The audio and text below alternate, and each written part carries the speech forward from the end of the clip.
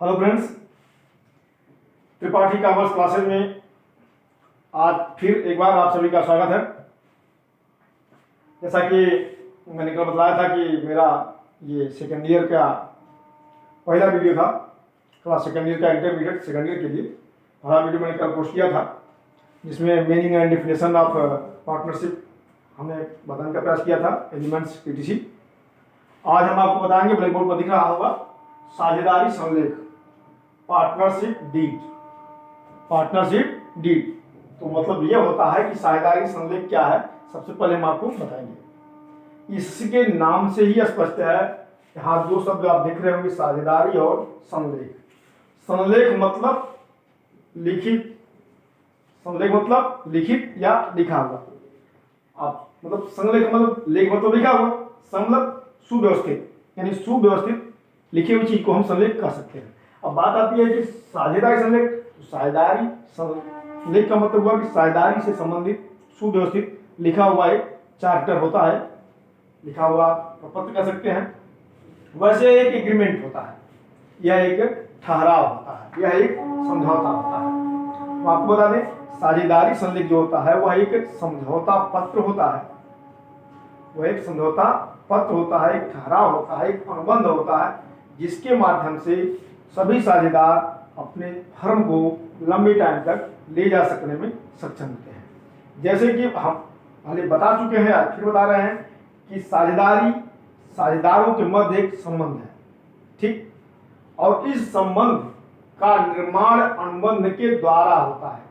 मैंने कल इस पर चर्चा कर लिया था, आज इस पर ज्यादा भाषण हम नहीं देंगे कि साझेदारों के मध्य एक अनुबंध है और एक संबंध है, और इस संबंध की उत्पत्ति जो होती है वह अनुबंध के द्वारा होती है। यानी कि अनुबंध मतलब समझौता, एक ठहराव, एग्रीमेंट।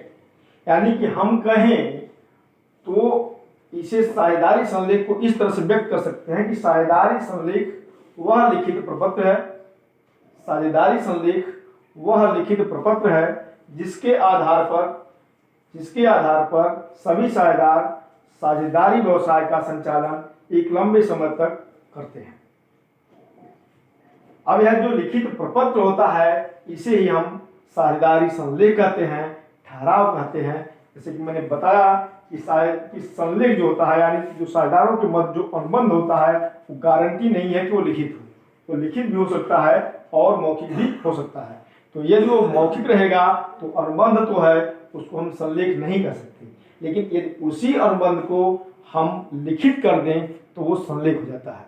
यानी कि साझेदारों के मध्य का जो अनुबंध है, जो समझौता है, जो ठहराव है, जो एग्रीमेंट है, कुछ भी कह लीजिए, यदि उसे हम लिखित रूप में अमली जामा पहना दें, उसको हम रिटर्न वर्क में रख दें, तो वही हमारा साझेदारी संलेख कह सकते हैं, या कर दीजिए, जो भी कर दीजिए। यानी कि इसे कम शब्दों में व्यक्त करना हो तो आप कह सकते हैं कि partnership deed is a agreement. Partnership deed is a agreement between all partners, which is carry on their business in long time. Which is carry on their business in long time. मतलब यह है कि यदि लंबे समय तक साझेदारी व्यवसाय को चलाना हो तो यह आवश्यक हो जाता है कि उसको लिखित कर दें। सीधी सी बात है, कोई नया बात नहीं है। आप लोग आपस में भी मालिक परिवार का मामला हो जाए कि दो चार सदस्यों का मामला हो, तो यदि कोई अनुबंध लिखित हो जाएगा तो उस वे में उसकी लाइफ थोड़ी बढ़ जाती है, क्योंकि कहीं कोई विवाद होने पर हम उस लिखित अनुबंध को खोल करके सबके सामने रख देंगे कि देखिए इस तरह की बात की गई थी इसमें, तो फिर उस पर जो आपसी मतभेद होते हैं वो जल्द ही निपटारे कर लिए जाते हैं, उसके मतलब जल्द ही निपट जाते हैं, उसमें ज़्यादा प्रॉब्लम नहीं होती है, उसको शुरू मानते हैं। लेकिन यदि मौखिक अनुबंध है तो आदमी आज तो हाँ कह दिया, बाद में कह जाएगा नहीं ऐसी बात ही नहीं हुई थी, क्योंकि मेरे पास इसका कोई प्रमाण नहीं है। हम लोग आपस में चारों साझेदार हैं और कोई भी अनुबंध आपस में कर लेते हैं, साझेदारी व्यवसाय चल रहा है, कुछ टाइम बाद कोई आपसे विवाद होगा किसी भी मैटर को लेकर के, तो पता चलेगा कि उसमें एक व्यक्ति कहेगा कि नहीं ऐसा तो पहले तय नहीं हुआ था, आप कहेंगे ऐसा ही तय हुआ था, तो क्या प्रमाण है कि तय क्या हुआ था, क्योंकि जो है वो सब मौखिक है। तो यदि उसी को हम लिखित रूप में कर दें तो हमारे मतभेद दूर हो जाएंगे। तो कह देंगे भाई देखिए ये उस समय का लिखित ब्यौरा है, आपने इस पर हस्ताक्षर भी किया है, हमने किया, तो उसी को हम बोलते हैं साझेदारी संलेख। यानी कि कहा जाएगा साझेदारी संलेख एक लिखित अनुबंध है। साझेदारी संलेख एक लिखित अनुबंध है जिसके द्वारा सभी साझेदार अपने साझेदारी फर्म को एक लंबे समय तक ले जाने में सक्षम होते हैं। ठीक, दूसरे शब्दों में कह सकते हैं कि यह वह लिखित अनुबंध है जिसके आधार पर हम अपने साझेदारी व्यवसाय का संचालन करते हैं। इसके आधार पर हम अपने साझेदारी व्यवसाय का संचालन करते हैं। अब बात आती है कि इसमें क्या क्या होता है। ठीक है, साझेदारी संलेख तो क्लियर हो गया, मैंने आपको बता दिया कि एक लिखित अनुबंध होता है। साझेदारों के मध्य जो ठहराव होता है उसको हम लिखित अमली जामा पहना देते हैं, रियल वर्क में कर देते हैं, तो वो हमारा साझेदारी संलेख हो जाता है। बात आती है कि इसमें लिखते क्या क्या है, तो इसमें कोई कुछ ज़्यादा सोचने समझने की जरूरत नहीं है। खुद सोचिए, ये साझेदारी आपस में करते हो किसी बिजनेस को लेकर के, तो उसमें क्या क्या हो सकता है। मतलब ये कुछ उसमें रूल रेगुलेशन का ही हम चर्चा करेंगे। उसके जो कुछ रूल रेगुलेशन की हम चर्चा करेंगे और जिस पर हम जो है आगे उसी आधार पर हम अपने बिजनेस को आगे बढ़ाते हैं। तो मैं क्रमशः बताऊंगा। पहला है कि फर्म का नाम और पता, name and address of firm. पहला हो जाएगा name and address of firm, यानी कि फर्म का नाम और पता क्या है, कैसे है। यहाँ पता का मतलब फर्म के मुख्य ऑफिस से है। पता का मतलब होगा फर्म का हेड ऑफिस कहाँ पर है। ये चीज में हम वर्णन करते हैं। दूसरा नंबर है name and address of partners. Name and address of partners, इसका मतलब है कि जो साझेदारी फर्म में जो अभी हमारे साझेदार हैं उनके नाम क्या है और उनके पते क्या है, इसका भी वर्णन उसमें होता है। तीसरा है नेचर ऑफ बिजनेस।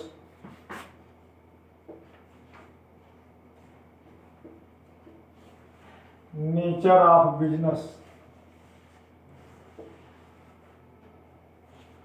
इसमें हम इस बात का वर्णन करते हैं कि फर्म का नेचर क्या होगा। यानी कि हम रिटेल शॉपिंग करेंगे, रिटेल शॉपिंग बिजनेस करेंगे, होलसेल शॉपिंग बिजनेस करेंगे, या फिर प्रोडक्टिव यूनिट में रहेगा। इसके अलावा हम कॉस्मेटिक का बिजनेस करेंगे कि फूड जो है फूड गुड्स इसका हम बिजनेस करेंगे, या फिर हम मोटर व्हीकल का बिजनेस करेंगे। जो भी मतलब है, मतलब इस नेचर में हम इसी बात को करते हैं कि जो फर्म हमारी होती है किस तरह का बिजनेस करने जा रही है। तो किस तरह का मतलब कि किस वस्तु का बिजनेस करेगी और उसका स्ट्रेटजी क्या होगा, उसका तरीका क्या होगा, उसका भी इसमें स्पष्ट वर्णन होना चाहिए। फिर ये चौथा नंबर है आपका, बताएंगे capital of partners. Capital of partners,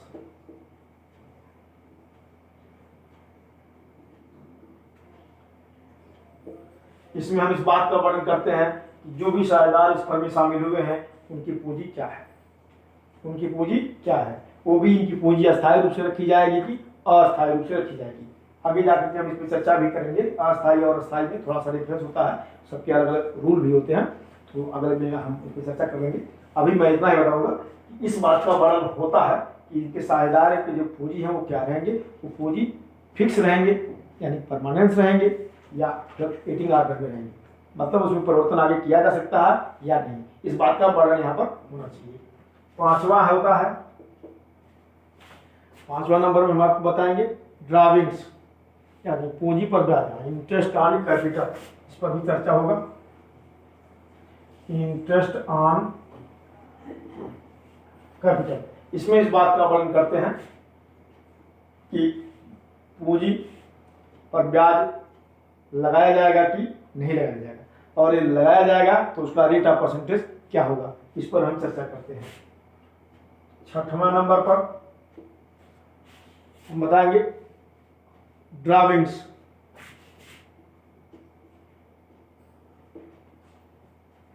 drawings क्या है, क्योंकि अब मैं मान के चल रहा हूँ कि सेकेंड ईयर के छात्र हैं तो ड्राविंग जानते ही होंगे, फिलहाल मैं बतला दे रहा हूँ कि अपने निजी उपयोग हेतु यदि बिजनेस से हम कोई संपत्ति या रुपया निकालते हैं तो उसे हम ड्राविंग्स बोलते हैं। आहरण, आहरण का मतलब पर्सनल यूज।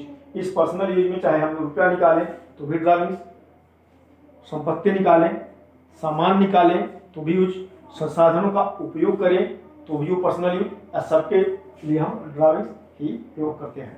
तब ये इस पर चर्चा होती है, मतलब इस हेडिंग में कि क्या फर्म से ड्राविंग किया जा सकता है कि नहीं, और यदि किया जाएगा तो उसकी लिमिट क्या होगी। इसके अलावा यदि हम फर्म से पैसा निकालते हैं तो महीने की कोई एक निश्चित तारीख फिक्स है कि नहीं फिक्स है, कभी भी निकाल सकते हैं, या कोई फिक्स डेट बताया गया है कि उसी तारीख में आहरण कर सकते हैं। इन सब बातों पर चर्चा इस पॉइंट के अंतर्गत होता है। अगला है interest on drawing. Interest on drawings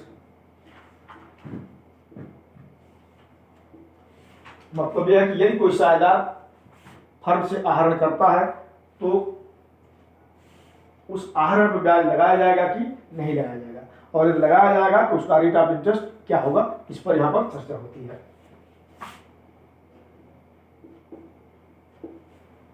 अगला है प्रॉफिट शेयरिंग रेशियो।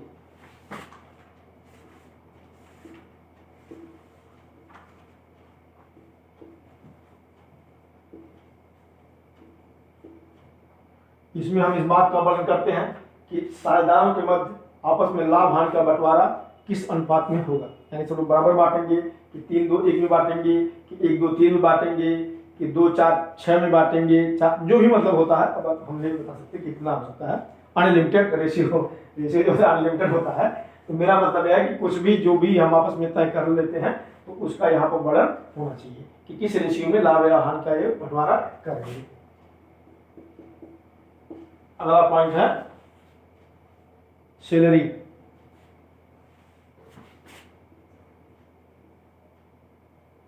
इसका मतलब है कि यदि कोई साझेदार अन्य साझेदारों की अपेक्षा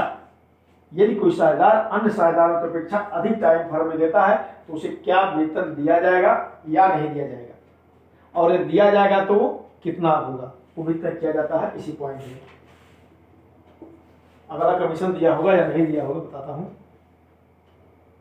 देखिए, अगला कमीशन का नाम इसने नहीं लिया है तो मैं आपको बता दे रहा हूं, सैलरी ऑब्लिक कमीशन इसको कह सकते हैं।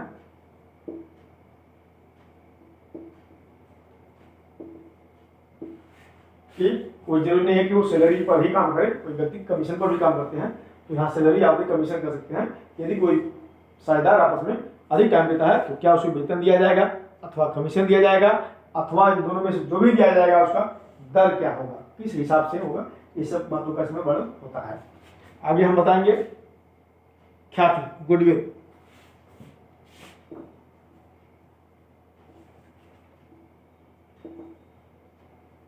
ये बहुत ही इंपॉर्टेंट पॉइंट है पार्टनरशिप के लिए, और मैं समझता हूं कि 90% लोग इसमें अधूरा होते हैं, जो पढ़ते रहते हैं और फाइनल हो भी जाता है और गुडविल के बारे में कन्फर्म हो नहीं पाते हैं।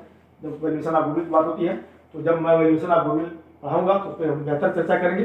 अभी केवल हमें इतना ही बताना है कि इस पॉइंट के अंतर्गत हम इस बात पर चर्चा करते हैं कि क्या फर्म में ख्याति की गणना की जाएगी कि नहीं की जाएगी, और यदि गणना की जाएगी तो उसके वैल्यूएशन ऑफ गुडविल के कौन से रूल लागू होंगे, क्योंकि वैल्यूएशन ऑफ गुडविल की विधियां हैं, ख्याति मूल्यांकन की बहुत सी विधियां हैं, तो उसमें इस बात पर चर्चा हो जाती है कि वैल्यूएशन ऑफ गुडविल की किस विधि का हम प्रयोग करेंगे। इस पर इतना ही चर्चा होगा। अब हम इसको जब पढ़ाएंगे वैल्यूएशन ऑफ गुडविल तो बेहतर बताएंगे। इसके बाद आ जाता है फर्म के हिसाब किताब की अवधि, यानी कि अकाउंटिंग पीरियड।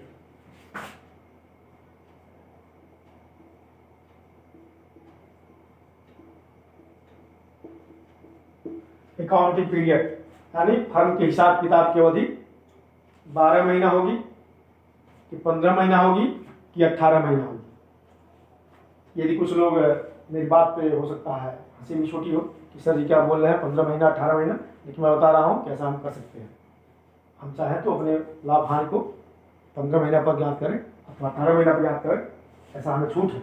परंतु 12 महीना में सबसे बेहतर माना जाता है, और उसमें भी ये निश्चित है कि हम चाहें तो 1 जनवरी से 31 दिसंबर, 1 अप्रैल से 31 मार्च, 1 जुलाई से 30 जून, 1 अक्टूबर से 30 सितंबर, यानी 4 तो ऐसे ही चलता है। इसके अलावा कुछ लोग होली से होली, दिवाली से दिवाली, ईद से ईद, बकरीद से बकरीद या किसी ऐसे ही त्यौहार से त्यौहार अपना रख सकते हैं। हमें इस तरह की पूरी छूट होती है। तो इस पर हम चर्चा कर लेते हैं। इस पॉइंट के अंतर्गत हम इसी बात को इसमें रखते हैं कि हमारा जो काउंटिंग पीरियड होगा वो 1 साल का होगा कि कितने का होगा, और वो साल क्या होगा, कैलेंडर वर्ष होगा कि वित्तीय वर्ष होगा या जो भी होगा। ये बात और यहाँ बता दूंगा, कुछ लोग जानते भी होंगे, नहीं जानते होंगे तो सुन लें। कैलेंडर वर्ष का मतलब होता है कि 1 जनवरी से शुरू होकर के 31 दिसंबर को खत्म होता है। यानी कि आपके सामने केवल कैलेंडर वर्ष के नाम ले लिया जाए तो आप समझ लेना कि यह वर्ष 1 जनवरी से शुरू हुआ है और 31 दिसंबर को बंद होगा। और कभी फाइनेंशियल ईयर की बात किया जाए जिसको हम वित्तीय वर्ष बोलते हैं, तो उसको समझ लेना कि यह 1 अप्रैल से शुरू हुआ है और 31 मार्च को खत्म होगा। यानी कि भारत सरकार के और यूपी सरकार के, मैं दोनों की बात करता हूँ, इनके जो भी वित्तीय संस्थाएं हैं या कोई भी इनकी संस्था है, ये अपना क्लोजिंग टाइम जो रखते हैं 31 मार्च में रखते हैं। यानी कि इनका वर्ष शुरू होता है फाइनेंशियल ईयर के हिसाब से, यानी कि 1 अप्रैल से शुरू होता है और 31 मार्च को खत्म होता है। यानी कि ये बात ध्यान में रखना कि सरकारी काम 1 अप्रैल टू 31 मार्च। ओके, आगे हम बताएंगे। तो हमें वो सरकारी काम नहीं बताना था, हमें तो ये बताना था कि अकाउंटिंग पीरियड क्या होगा, तो वो इसमें हम चर्चा कर लेते हैं।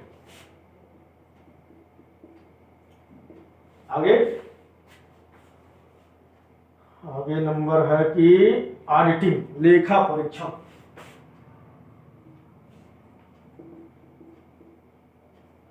ऑडिटिंग का मतलब होता है कि क्या हम अपने फर्म का ऑडिट कराएंगे कि नहीं कराएंगे, और यह ऑडिट क्या ईयरली होगा, हाफ ईयरली होगा या कंटिन्यूअस होगा, जो भी होगा मतलब हम आपस में तय कर लेते हैं।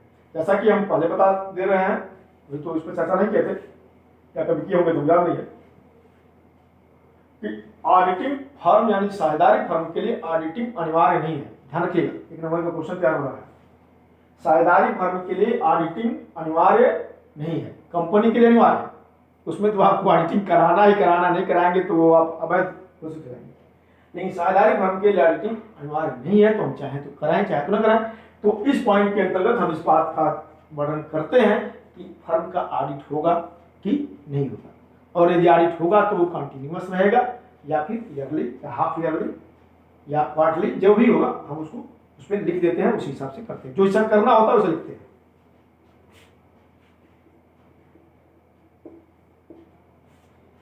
आगे बताएंगे ड्यूरेशन ऑफ पार्टनरशिप।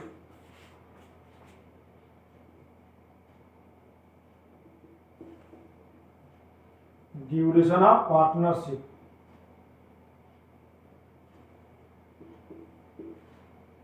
इस पॉइंट के अंतर्गत हम इस पर चर्चा करते हैं कि साझेदारी की अवधि क्या होगी, 1 साल 2 साल 5 साल 4 साल, कितने भी जो भी हमारा होगा।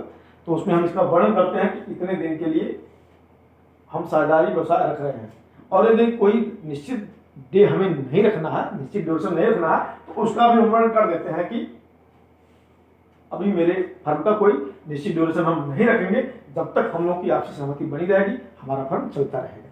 तो इस बात में भी बात स्पष्ट हो जानी चाहिए कि कोई फिक्स डेट है या फिक्स डेट नहीं है। तो नहीं है तो भी या है तो भी, दोनों ही बातों का इसमें वर्णन होना चाहिए।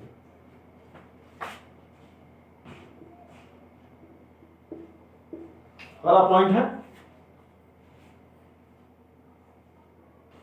गार्नर वर्सेस मर्रे रूल।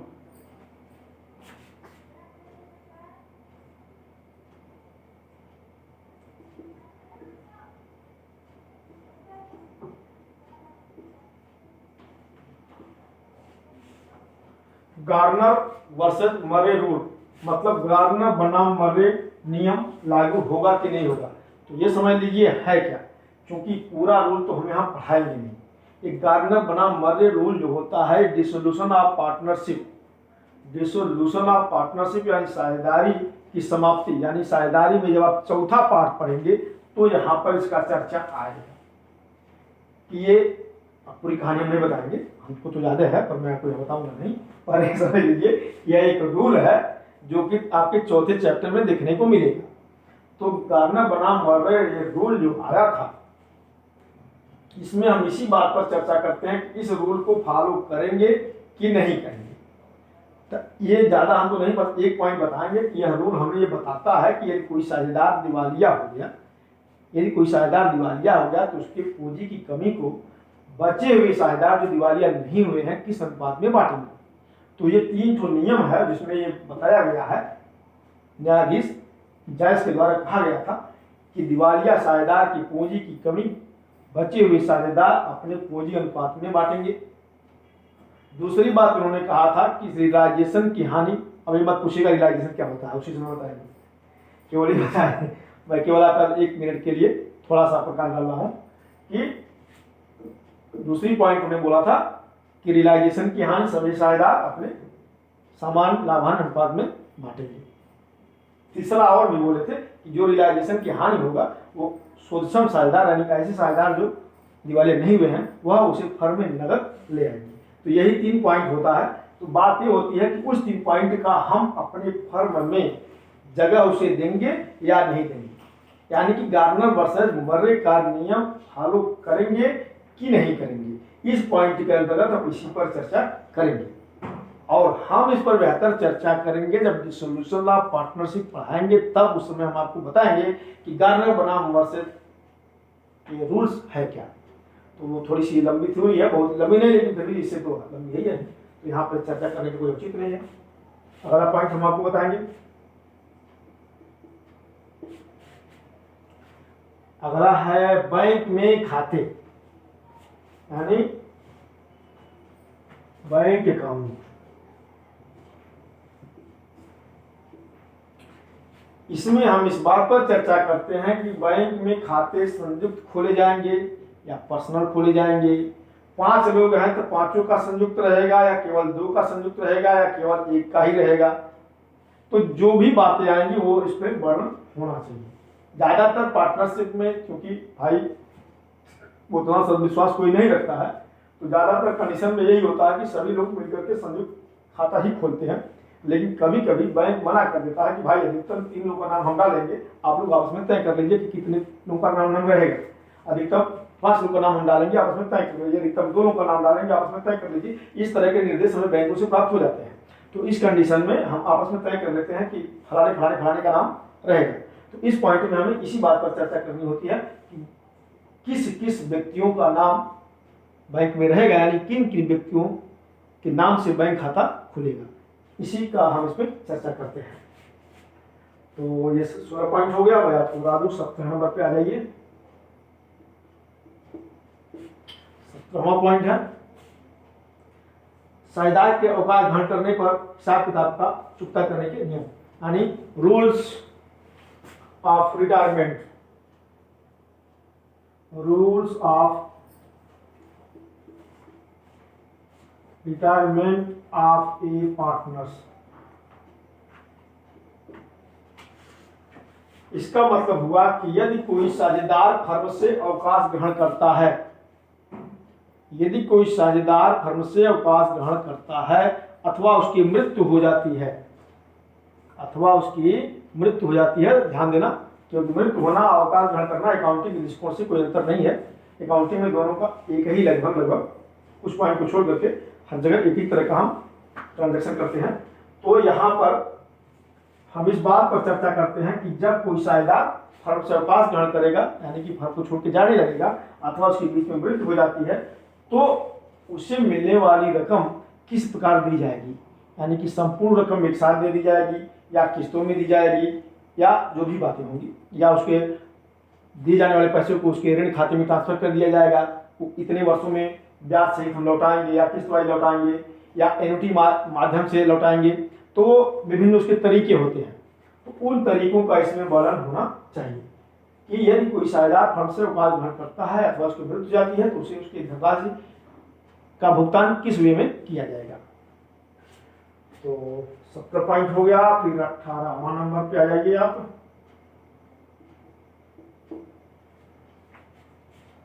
अगला पॉइंट है विवादों का निपटारा, सेटलमेंट ऑफ डिस्प्यूट्स।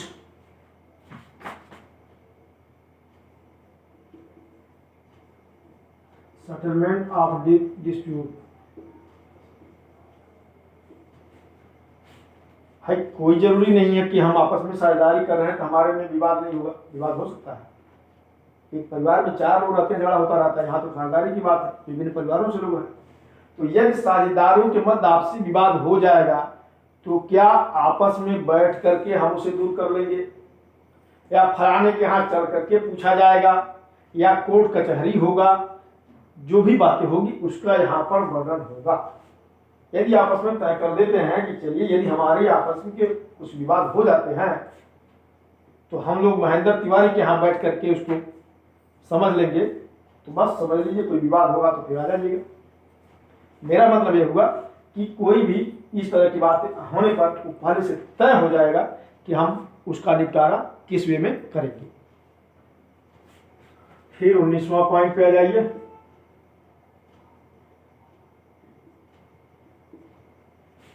ये कह रहा है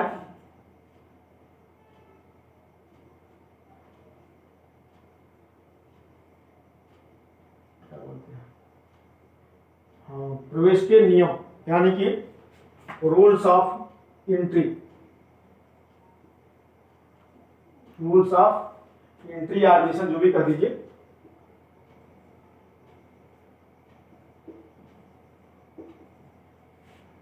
यानी कि यदि कोई साझेदार फर्म में आ रहा है, यानी कि कोई नया व्यक्ति फर्म में शामिल होना चाहता है तो क्या रूल होगा।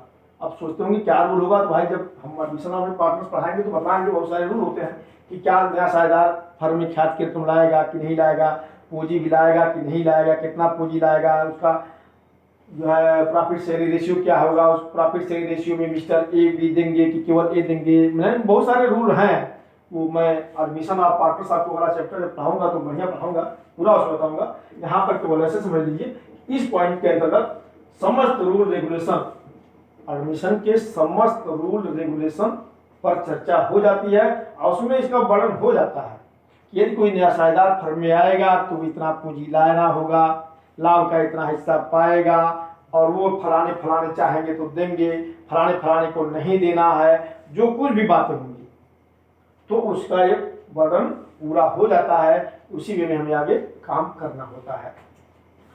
20वां पॉइंट है आपका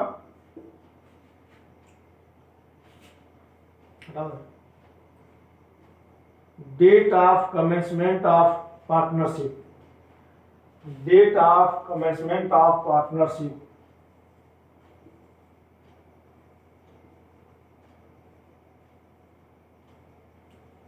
कमेंसमेंट ऑफ पार्टनरशिप। पार्टनरशिप इसका मतलब होगा कि हम बिजनेस का फॉर्मेशन कब कर रहे हैं। फॉर्मेशन का मतलब स्पष्ट हो गया, प्रारंभ करने की तिथि कहिए, और कुछ मतलब नहीं है, क्योंकि कंपनी के लिए फॉर्मेशन का तो कमेंसमेंट का दूसरा मतलब होता है, लेकिन पार्टनरशिप के लिए इस तरह की बाध्यता नहीं होती है। इसमें इसका यही मतलब है कि हम किस तारीख से अपना व्यवसाय आरंभ करेंगे, यानी कि ओपनिंग डेट ऑफ पार्टनरशिप भी लिख सकते हैं, क्योंकि कमेंसमेंट सब तो दूसरा हो जाएगा, उसका दूसरा मतलब हो जाता है। लेकिन समझ लीजिए पार्टनरशिप के लिए बताया दिया, कमेंसमेंट और ओपनिंग डेट एक ही ले लीजिए, इसमें कोई और अंतर नहीं है। तो इस वे में हम कह सकते हैं कि साझेदारी प्रारंभ करने की जो तिथि होगी वो क्या होगी। एक पॉइंट और है, ये है हिसाब किताब लिखने के ढंग, यानी कि methods of recording. Methods of recording.